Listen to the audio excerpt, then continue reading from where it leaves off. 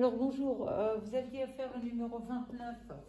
Si vous ne l'avez pas compris, vous pourrez le faire à l'issue de cette séance.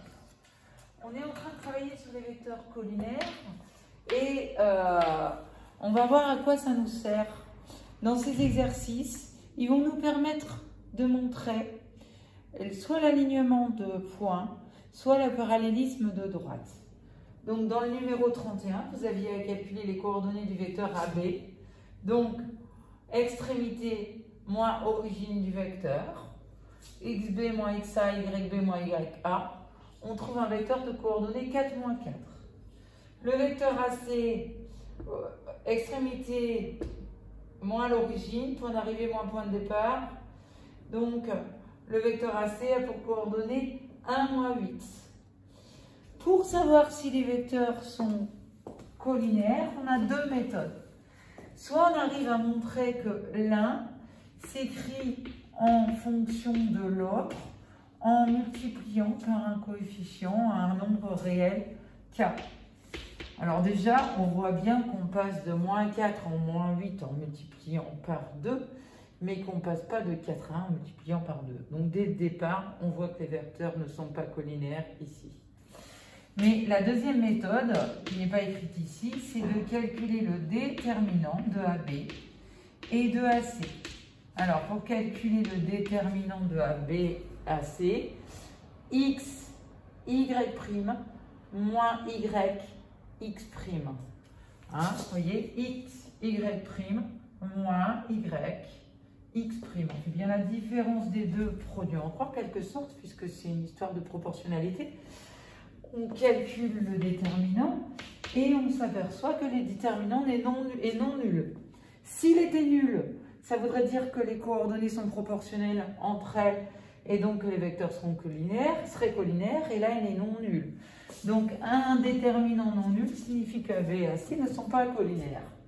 En effet, si je le représente, je n'ai pas respecté les dimensions, mais mon vecteur AB irait dans une direction et mon vecteur AC irait dans une autre. On voit bien que les points AB et C ne sont pas alignés, ou bien que les droites AB et AC sont séquentes. Le point B et C ne sont pas sur la même droite, les points B et C ne sont pas sur la même droite. Voilà. Donc on a démontré que 3 points étaient alignés. Dans l'exercice numéro 30, que je ne vous ai pas donné à faire, et qu'il faut que vous fassiez avant de prendre la correction. Donc encore une fois, vous arrêtez la correction, vous faites l'exercice et vous regardez ensuite la correction par morceaux au fur et à mesure et vous refaites l'exercice après. Donc dans le numéro 30, on a 4 points. On nous demande de calculer les coordonnées de AB et de CD. On s'aperçoit que le déterminant de AB CD était différent de 0. Donc on peut dire que les vecteurs AB et CD ne sont pas collinaires. Donc il y a une erreur là-dedans. En fait, la figure est fausse. Moins 8, 3, 7, 2. Bah déjà le B il est plus bas là. Ça nous fait un B qui arrive ici. Donc hop, et on a deux vecteurs qui sont à peu près comme ça. Bon, on n'a pas à les représenter, de toute façon, on a vu qu'ils n'étaient pas collinaires, c'est-à-dire qu'ils ne vont pas dans la même direction. Donc, ils ne sont pas portés par des droites parallèles. Les deux droites, au final, AB et CD, vont se couper en un point d'intersection qui est à l'extérieur du tableau. Les droites AB et CD ne sont pas parallèles parce que les vecteurs ne sont pas collinaires. Voilà, vous pouvez faire le numéro 29. Et ensuite, le QCM, page 203, est à faire pour vendredi.